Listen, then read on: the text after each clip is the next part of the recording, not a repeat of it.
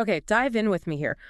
Picture this, a blinding light, a warrior angel with a flaming sword guarding the Garden of Eden. Oh, I know that one. It's one of those iconic images from the Bible, but how much of what we think we know about angels comes from these dramatic depictions versus what the Bible actually says? Right. That's our mission today. A deep dive straight into the heart of Dr. Deo Jeremiah's book, Angels, Who They Are and How They Help, What the Bible Reveals. You've picked a fascinating and surprisingly complex topic. Yeah. Dr. Jeremiah tackles this right off the bat, what he calls angel mania. Oh, interesting. We're bombarded with images of angels in pop culture, usually these fluffy, benevolent beings.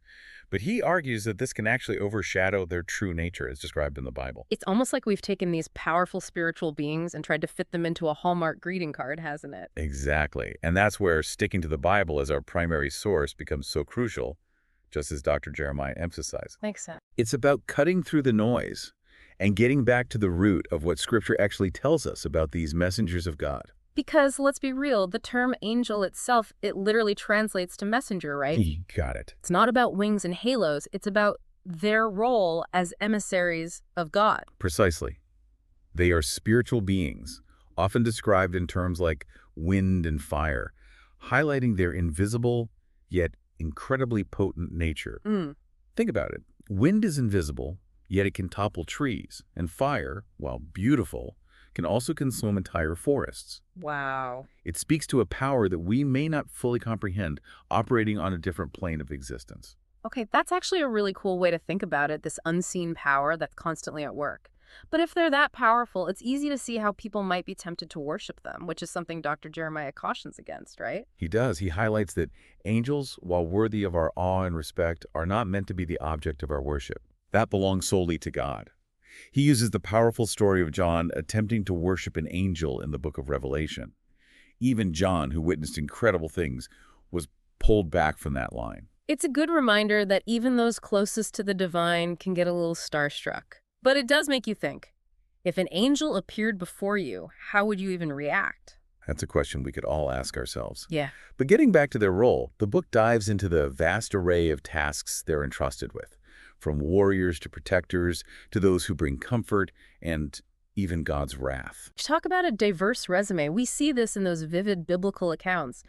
The angel guarding Eden, the one wiping out an entire Assyrian army in a single night. And don't forget the angel comforting Jesus in Gethsemane, offering solace during his time of greatest need. Oh, right. They're not just forces of might, they're also embodiments of God's compassion and comfort. Which makes you wonder, is there any rhyme or reason to who gets assigned what job?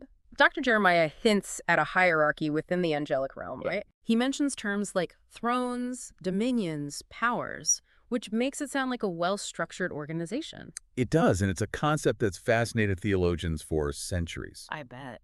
While the Bible offers glimpses into this hierarchical structure, Dr. Jeremiah urges caution against getting too caught up in creating detailed organizational charts of heaven. He emphasizes that our understanding of the celestial order is inherently limited. So, less about mapping out the celestial org chart, more about appreciating the intricate systems at play, even if we can't fully grasp them? Precisely. But there are some specific types of angels that we do know a bit more about, like the cherubim and seraphim, which Dr. Jeremiah explores in detail. Have you ever considered how their descriptions might be about more than just physical appearance? I have to admit, I always get a bit stuck on the imagery. Yeah. Give us the rundown. Take the cherubim, often depicted guarding sacred spaces like the Ark of the Covenant. Their imposing presence, the sheer awe they inspire, it speaks to the reverence we're meant to have for God's holiness. Okay, I'm getting chills just thinking about it. What about the seraphim? The seraphim are described with 6 wings, 4 for ceaseless worship, and 2 for swift action. Wow. It's an incredible visual representation of beings completely dedicated to both glorifying God and carrying out His will. Their very essence seems to be intertwined with worship. It makes you wonder about the kind of worship that goes on in the heavenly realms. Certainly puts our earthly attempts into perspective. It's interesting you bring up the idea of perspective, because one thing that makes studying angels so fascinating and at times perplexing is trying to reconcile their spiritual nature with those instances where they interact with the physical world. It's true. We've been talking about them as these powerful spiritual beings, yet the Bible also describes them appearing to humans, even physically interacting with them. How does that work? That's a question that has puzzled theologians for centuries. Yeah. Dr. Jeremiah points out that while the Bible calls angels ministering spirits, implying they don't have physical bodies like ours, they clearly can manifest in ways we perceive as physical. Like the angel wrestling with Jacob, Yeah, or the two angels who appear as men at Sodom and Gomorrah. exactly. Those accounts suggest an ability to take on a physical form, to interact with our world in a tangible way. Right? It gets us thinking about different planes of existence Yeah. and the fluidity between the spiritual and physical that we may not fully grasp. Okay, so maybe less like Casper the Friendly Ghost Yeah. and more like they can shift their form depending on the task at hand. That's a great way to put it. Dr. Jeremiah highlights how their appearance seems to directly relate to their function. Okay. Sometimes they're invisible, sometimes they appear as humans, and sometimes they're these radiant beings of light. Wow. Their form seems almost secondary to their purpose. It's as if their very presence becomes part of the message. Yeah. But all of this ability to transcend realms, it points to a power that's hard to fathom. Right. I mean, we talked about the angel who wiped out an entire army. And even in those accounts of immense power, Right. it's vital to remember, as Dr. Jeremiah emphasizes, that their power is ultimately sourced from God. Right. They're instruments of His will, not independent actors. It's like they're a divine task force deployed strategically to carry out God's plans. Precisely. And interestingly, Dr. Jeremiah points out that God doesn't work exclusively through angels. Okay. He could, but she chooses to use a variety of means: nature, human agency, or even what might seem like random events. So it's a bit humbling in a way we're part of this vast, multifaceted plan alongside these extraordinary beings. It is humbling. But let's get back to something we touched on earlier, the idea that angels rejoice over our salvation. Okay. Dr. Jeremiah really dives deep into that, doesn't he? He does, yeah. It's such a beautiful concept. It is. But it also makes you wonder, why would they care so much? Right. They haven't experienced the struggle of sin and redemption firsthand.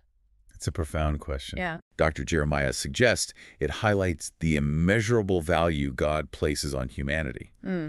He paid the ultimate price for our salvation through Jesus. Right. And the angels, witnessing this incredible act of love, Wow.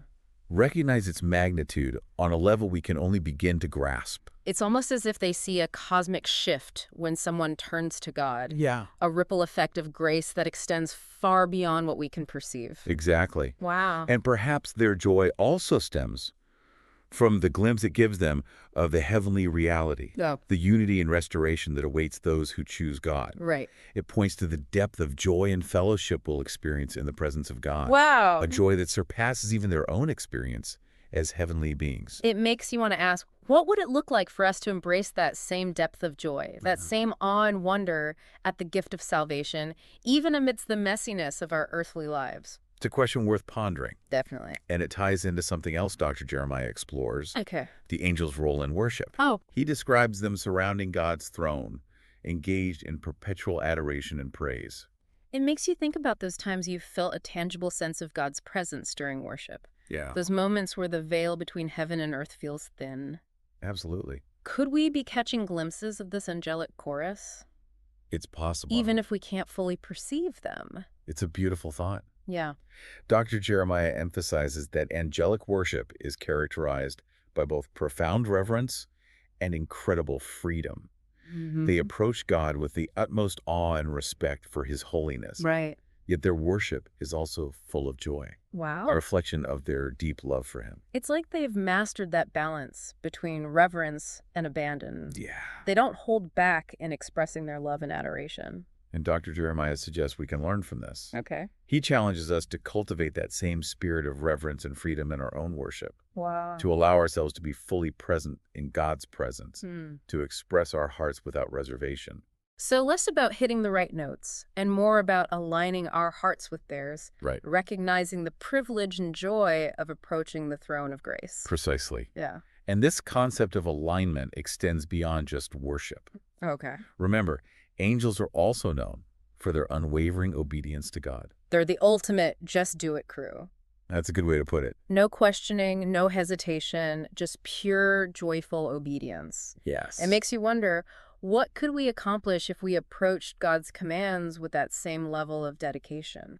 It's a powerful question. It is. Dr. Jeremiah reminds us that true faith is more than just mental assent. Okay. It's about aligning our actions with our beliefs. Makes sense. And that often involves serving others. Right. Just as angels are often depicted as messengers and agents of God's care for humanity. Like when the angel rescued Peter from prison Yeah. or comforted Jesus in Gethsemane. Exactly. It reminds us that even amidst suffering, God sees us and sends his messengers to provide comfort and strength.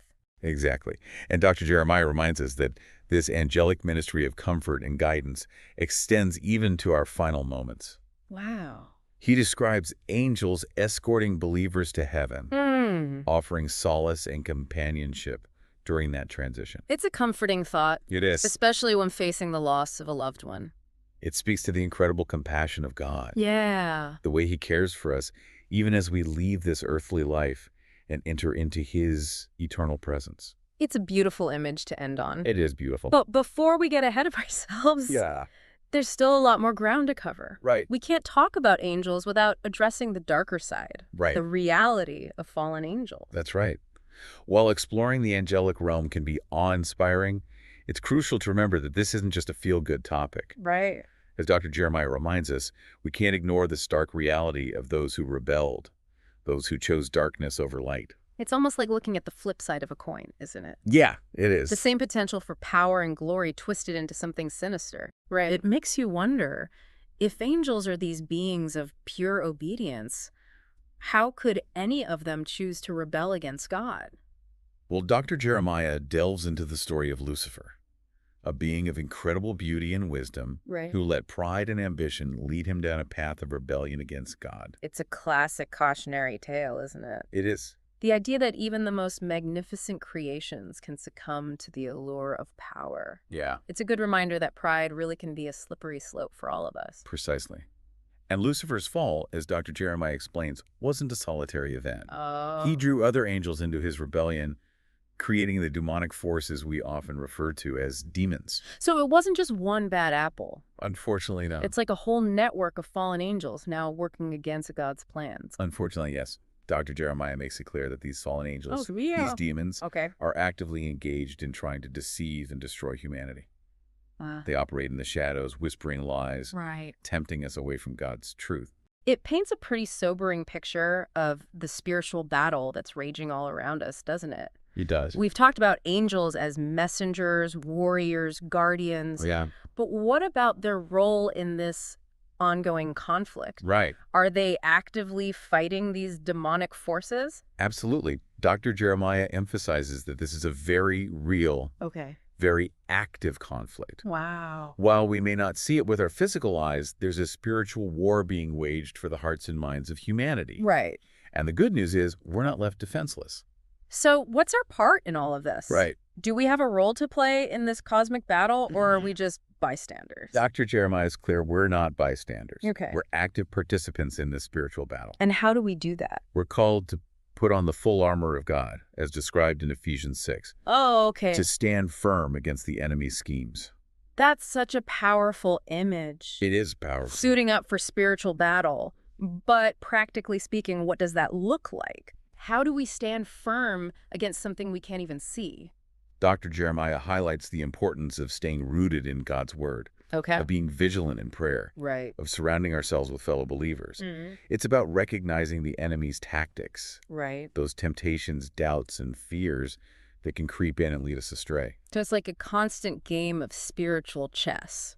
It is like a game. We need to be aware of the opponent's moves, anticipate those attacks, and counter them with truth and prayer. Exactly.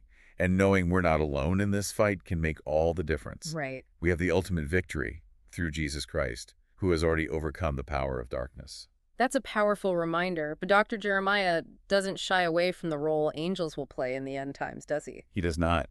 Things get pretty intense in the book of Revelation, with angels being depicted as these mighty warriors fighting alongside Jesus. And those passages in Revelation can be intense. Yeah. But it's important to remember that while angels are depicted as warriors in those end-time events, Right. their ultimate purpose is still aligned with God's heart. Okay. Yes, there will be judgment, but it's a judgment tempered with mercy and fueled by a desire to see righteousness prevail. It's a lot to process, It is. but it definitely makes you think about the bigger picture, the cosmic scope of this battle between good and evil. Yeah. It makes our earthly struggles feel almost small in comparison. Absolutely. It also reminds us that every choice we make matters. Absolutely. And throughout those struggles, those times when we feel overwhelmed or lost, we can take comfort in knowing that God hasn't left us to fend for ourselves. Right. He's given us His Spirit to guide and empower us, and He's surrounded us with His angels. Right. We talked earlier about angels offering comfort and guidance, even in those final moments of life. Yes, It's a powerful image to end on, don't you think? it is a powerful image. The idea of these celestial beings who have witnessed our journey, gently guiding us into the presence of God. It's a beautiful thought, and one that underscores the enduring significance of angels in our lives. Definitely. They're more than just biblical characters or figures of mythology. All right. They're active participants in God's unfolding plan, Yeah. messengers of His love, Right. and guardians of our souls. Well, listeners, we've reached the end of our deep dive into the world of angels. We have. We've explored their origins, their purpose, their role in our lives, and in the grand scheme of things. We certainly have. We've even touched on those darker aspects, the reality of spiritual warfare, and the choice for good or evil that exists even in the heavenly realms. We've challenged some common misconceptions, grounded ourselves in the biblical accounts, Right. and hopefully sparked a sense of wonder and awe at the reality of these extraordinary beings. Remember, the next time you encounter angels in art, music, or even casual conversation, let it remind you to look deeper, to Absolutely. seek out the truth found in God's Word. Let it spark a curiosity to understand not just who they are, but what their existence reveals about God's character and His heart for humanity. Because ultimately, it's about so much more than just angels, isn't it? That's right. It's about recognizing the unseen world at work all around us and the God who orchestrates it all. Until next time, may you be blessed with a renewed sense of wonder at the majesty of God and the incredible work He's doing in the world, both seen and unseen.